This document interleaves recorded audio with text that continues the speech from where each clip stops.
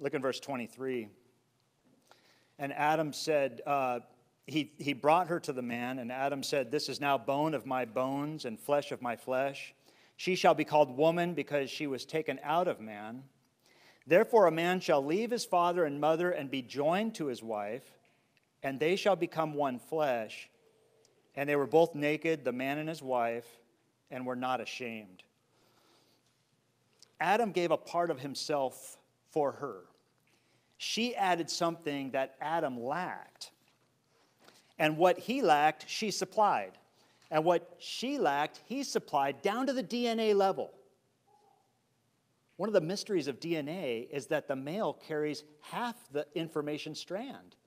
The female carries the other half of the information strand. Adam realizes she is bone of my bone and flesh of my flesh. God joined two lives to become one, two hearts to beat as one. And it's like two rivers that merge. You know, you see these two rivers. They both have their own current. But when they merge, it's really choppy and there's undercurrents and it's rough. But then as they merge, they begin to even out. And as they merge, that river becomes broader, deeper, stronger, more powerful. Marriage is not a federation of two sovereign states. It is a union, domestic, social, spiritual, and physical. It is a fusion of two hearts, the union of two lives, the coming together of two tributaries, which after being joined in marriage will flow in the same channel, in the same direction. What about the purpose of marriage? If we were to say, what was the purpose of marriage? I think the first thing I would think of is companionship. Marriage allows you both to be better together than you are alone. So where I'm weak, Lisa is strong. Where Lisa is weak, I'm strong. And together, we're stronger together than we ever would have been apart. Marriage allows you to share one another's burdens, and that way your sorrows are cut in half, your joys are doubled. If one falls down, the other can pick them up. And love actually makes life easier. You remember this passage in Genesis? So Jacob served 7 years for Rachel, and they seemed only a few days to him because of the love that he had for her. Our preacher, Jim Hoff, had preached at J Street for 27 years. And when his wife passed away, he had this verse printed on a piece of paper, and I saw it in his Bible. Jacob served 7 years for Rachel, and they seemed only a few days to him because of the love that he had for her. After she passed, he lasted about a year. He wanted to be with her again. Love does that. When one feels loved, the world glows with it.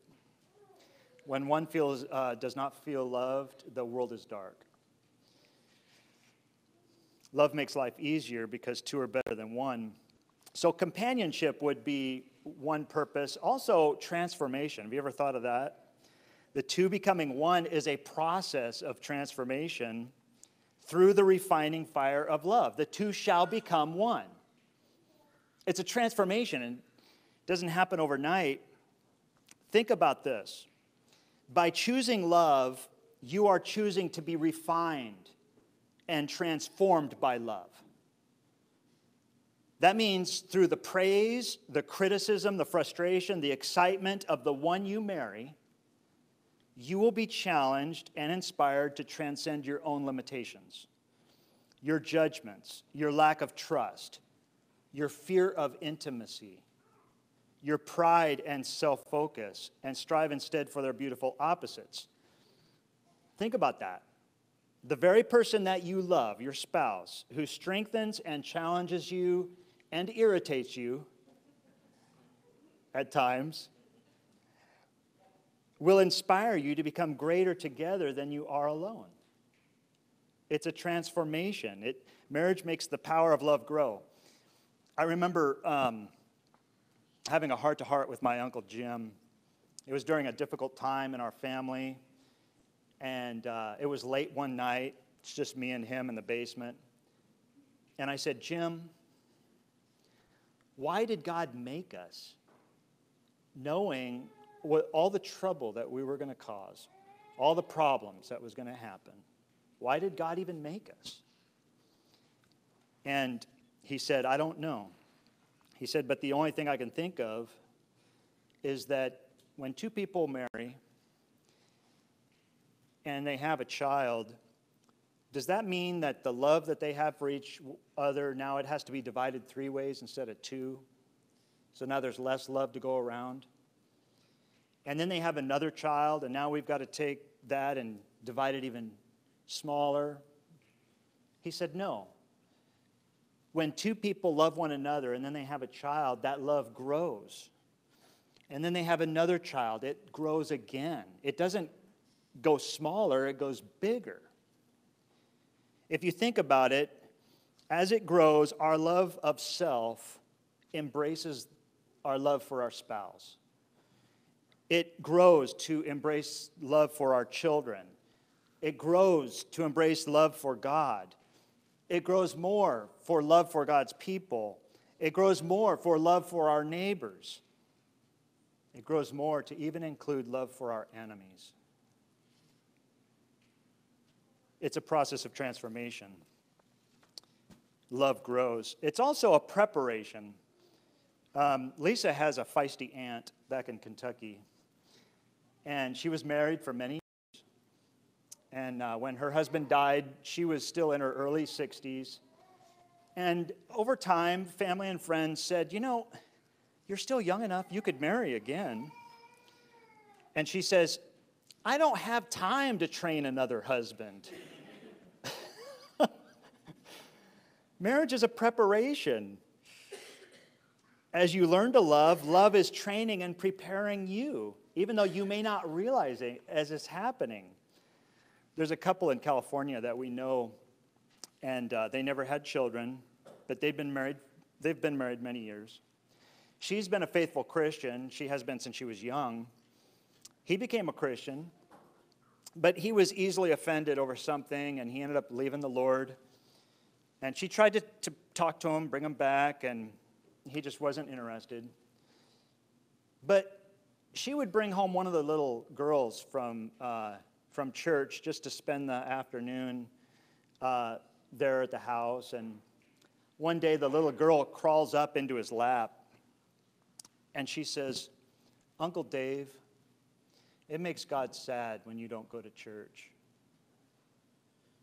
And his heart melted. And from that day forward, he went to church. He came back to the Lord because of the words of a child. And that's what marriage does. Marriage and family prepares our heart for spiritual growth. It actually causes love to grow. And of course, marriage is also intended to bring us happiness. I don't know why I didn't catch this passage years ago. Deuteronomy 24:5. When a man has taken a new wife, he shall not go out to war or be charged with any business. He shall be free at home 1 year and bring happiness to his wife whom he has taken. How interesting. They got to spend that first year bringing happiness to one another. And that's what marriage is intended for. Mankind was not meant to lead lives of quiet desperation. Ecclesiastes 9:9, enjoy life with the wife whom you love all the days of your vain life that he has given you under the sun, because that is your portion in life, and in your toil and at which you toil under the sun. So, companionship, transformation, preparation, happiness, to cause love to grow for family. But there are problems in marriage, is there not? And don't you think the first marriage of Adam and Eve would have experienced problems in their marriage? Think of what they went through. Satan destroyed the peace and paradise of this first marriage. I mean, they were in a perfect garden. They were set, right? They were set. And yet sin destroyed that perfect setting. And this is what Satan wants to do to our marriage. As soon as the honeymoon is over, Satan's tempting us. Jesus said the thief does not come except to steal and to kill and to destroy.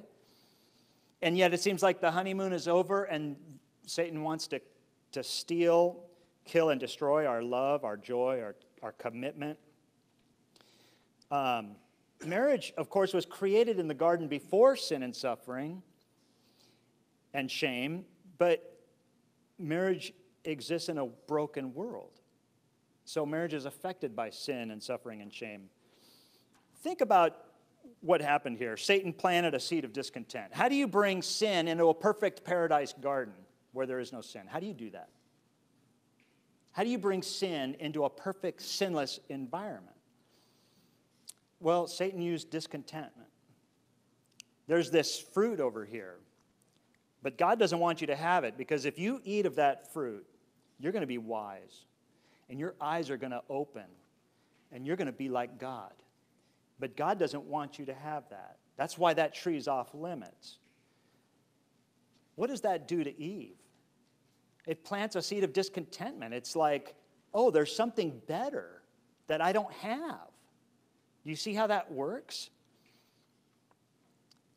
Adam and Eve both fell for the lie that something forbidden was better. So discontentment. Then guilt and shame entered their relationship. Before they were naked and not ashamed. Now, guilt and shame has entered their relationship. It's separated them from God. And now they're hiding themselves. So they're experiencing rejection, isolation, and loneliness. There's this barrier of guilt. It's invisible, but there's this barrier of guilt between themselves and between God. A barrier that affected their own relationship. Now they're blaming one another. Before, they were helping each other. Now they're blaming each other. Now they're pointing fingers, right? This is the very first marriage. The very first one. And we experience the same today. And then, of course, accusation and blame. Marriage is not to compete with one another. It's to complete one another.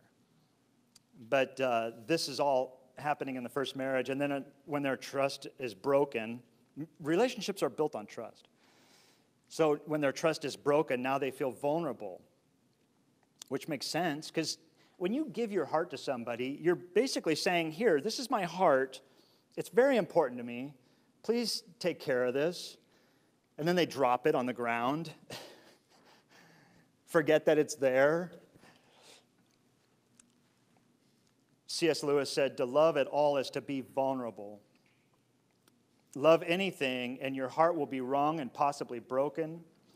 If you want to make sure of keeping it intact, you must give it to no one, not even an animal.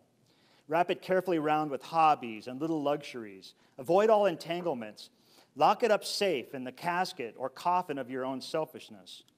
But in that casket, safe, dark, motionless, airless, it will change.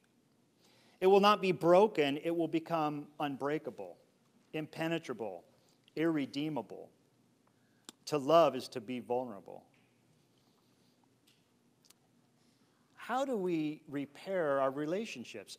Obviously, Adam and Eve had to do that. And we think of a marriage today, 70 years. We would think that's a long marriage. Have you ever thought to consider how long Adam and Eve were married? Didn't Adam live into his 900s? Is it possible that their marriage could have lasted over 700 years? You think they had to work some things out in that time?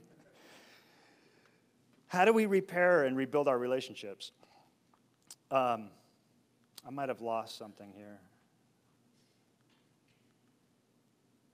Did I hit the wrong button? Let me, here we go. We need to learn a few things. Commitment is going to be necessary. The very nature of marriage is built on commitment. Commitment to forsake all others, commitment to work things out. So we're going to have to repair things just the way Adam and Eve had to repair things in the very first marriage. Communication. Think of all the problems that just comes up with that. There's what I said. There's what I think I said. And then there's what I meant to say. And then there's what you heard. And what you think you heard. And what you think I meant. You think there could be any wires crossed? Yeah, sometimes that happens. And a friend of mine and I were talking about this recently, and he said something, and his wife said, "Did you just say that?" And he, "No, I did not say that." "Yeah, you said that." And then he's like, "Okay, maybe I did say that. That's not what I meant." Well, he told me it took 20 years to figure out to just stop right there and back up. Well, it took 20 years to get to that point. So communication. The word communicate, by the way, is from the Latin word commune, which means to share.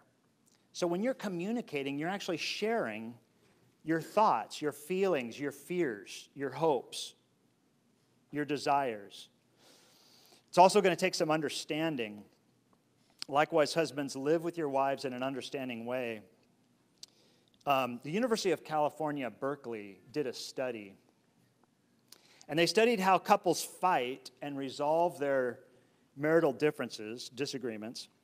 And they analyzed the conversations of 154 couples, middle-aged and older. And they discovered that couples who use the words we and our have happier marriages than those who usually use the words I or me or his or her. You see the difference? One group says we and our. They're fighting on the same side, basically. And the other is more antagonistic, like I or me or his or her. So it's going to take some understanding, and we've got to figure that out. Don't worry, you have a lifetime to figure it out. Affection. Let the husband render to his wife the affection due her, and likewise also the wife to her husband. The wife does not have authority over her own body, but the husband does, and likewise the husband does not have authority over his own body, but the wife does. Affection is going to be necessary to work things out. And Paul goes on to say, don't deprive one another. Don't use this as a leverage tool between you. Don't deprive one another unless, except for consent, lest Satan come and tempt you. So Satan is trying to break up marriages. So we need to remember affection. We also need to learn how to apologize. I used to just say sorry. I said I'm sorry. I said sorry. Didn't you hear me say sorry? Dr. Gary Chapman wrote The 5 Love Languages, and that was a book on trying to figure out what the love language of your spouse was so that you could speak the same language. He also wrote a book on the 5 ways to make apologies. I didn't realize there's 5 ways to say sorry, but there is. For example, number 1, expressing regret is saying sorry, but you're actually saying why you're sorry. I'm sorry I raised my voice at you. Do not put the word but at the end of that statement. I'm sorry I raised my voice at you, but if you hadn't have done what you did, I wouldn't have yelled. That's not an apology. That's just a defense. So, learning how to apologize. I remember when Lisa and I were first married, we got into a disagreement, and I instantly knew that it was my fault. But I wasn't going to give in. I was going to hold my ground. And the longer I held my ground, the more I realized this is really dumb. I don't know why I'm doing this. And then I said, you know what, I'm sorry. And at the time, we were first newlyweds. At the time, I thought, did that just come out of my mouth? Did I actually say sorry? It was like an out-of-body experience, hearing myself say sorry. That's how rare I said sorry as a single person. Never. I had to learn. So, secondly, accepting responsibility. I'm sorry, I was wrong. I should not have done that. It's not just saying sorry, it's admitting fault. I was wrong. I should not have done that. It's accepting responsibility and apologizing. Number 3, making restitution. What can I do to make this up? What can I do to make this right? I'm sorry. What can I do to make this right? I blew it. Is there something I can do to make things right? How about number 4, genuinely repenting? Genuinely repenting. I've said sorry over this 10 times. What's genuine repentance? I do not like this about me. I do not want to be this type of person anymore. Can you help me change? Can you help me so that I won't keep doing this? It's an apology, but it's a genuine repenting. Like, I don't like this about me, and I really do want to change. And then the last one is requesting forgiveness. I'm sorry, will you please forgive me? I always assumed saying sorry meant the same thing. But when you meet somebody who does not agree with that, they think sorry isn't sorry unless you ask for forgiveness. And so, I'm sorry, will you please forgive me? We have to learn these things. And marriage, of course, is the gem tumbler that causes us to be polished and learn these things. We also need some humility. That's going to be necessary on working things out. Someone posted on Facebook that parenting is like an 18-year episode of Survivor. And then you get voted off the island at the end. It's totally not fair. We will have to learn humility, and hopefully when we get older, we can laugh about it. And then we need to learn to fight for each other and not against each other. My daughter told me a story about a couple she heard about that were arguing, and as the husband and wife are arguing, the daughter, who I think was around 10 years old, she's trying to say something in the argument between mom and dad. And the husband picks up his daughter, and she says, "Isn't it so sad? Daddy has a picture of a family in his mind, and it's not us."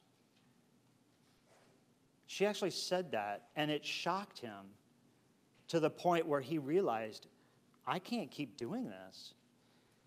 He was shocked to realize that he was trying to recreate a perfect family in his mind rather than deal with the reality that life wasn't always going to be the way he wanted.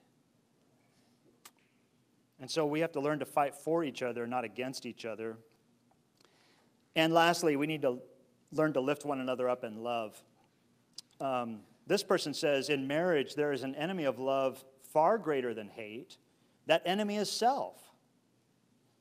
It stands as a roadblock to all these expressions of love when we allow the what's in it for me attitude or just plain laziness to dominate our personal lives, which points us to one of the most important keys to mutual fulfillment in marriage, giving.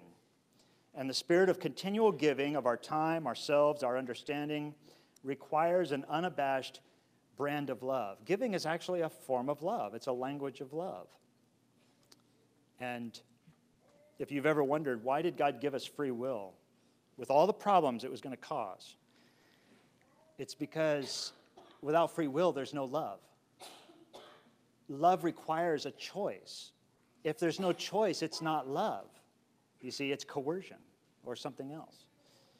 And so the reason God gave us free will is because love requires free will. We have to choose to love, and what makes love hurt so much is that people have the choice not to love back. But without that choice, it's not love. And this is the mystery of marriage. It's a piece of paradise from the Garden of Eden. Paul calls it a mystery. He says, "For this reason, a man shall leave his father and mother and be joined to his wife, and the two shall become one flesh. This is a great mystery, but I speak concerning Christ and the church. Nevertheless, let each one of you in particular so love his own wife as himself, and let the wife see that she respects her husband. You know, study after study, they ask husbands, what is the most important thing? If you could name one thing, what is the most important thing for you in your marriage relationship? And they ask wives the same question. What's the most important thing? And with wives, it's always the same. Number one, love. And with husbands, it's always the same. Number one, respect. Wives want to be loved. Husbands want to be respected. Isn't it interesting that that's exactly what the Holy Spirit inspired Paul to tell us? Nevertheless, let each one of you in particular so love his own wife as himself, and let the wife see that she respects her husband. I want to end with a quote that was given to me that just describes basically everything we've just talked about. It's from the 3rd century, from a man named Tertullian. I want to read this quote to you. Beautiful is the marriage of two Christians, two who are one in hope. They are both servants of the same master. Nothing divides them, either in flesh or spirit. They are two in one flesh, and where there is one flesh, there is also one spirit. They pray together. They worship together, instructing one another, strengthening one another. Side by side, they visit God's church. Side by side, they face difficulties and persecutions. Side by side, they share their consolations. They have no secrets from one another. They never bring sorrow to one another's hearts. Unembarrassed, they visit the sick and assist the needy. They give alms without anxiety. Psalms and hymns they sing. Hearing this, Christ rejoices. To such as these he gives his peace. Where there are two together, there also he is present. And where he is, there evil is not. Marriage is a mystery. It's a miracle. It's a piece of paradise from Eden. It's a phenomenon that prepares us for spiritual maturity. I'm going to leave a copy of this quote with Brother Jack. If anybody would like a copy, when I shared it, several asked if they could have a copy. There's something beautiful about marriage, and when we see it through the prism of inspiration, through God's Word, it's a miracle. It's majestic. It's a mystery. Thank you so much for your time.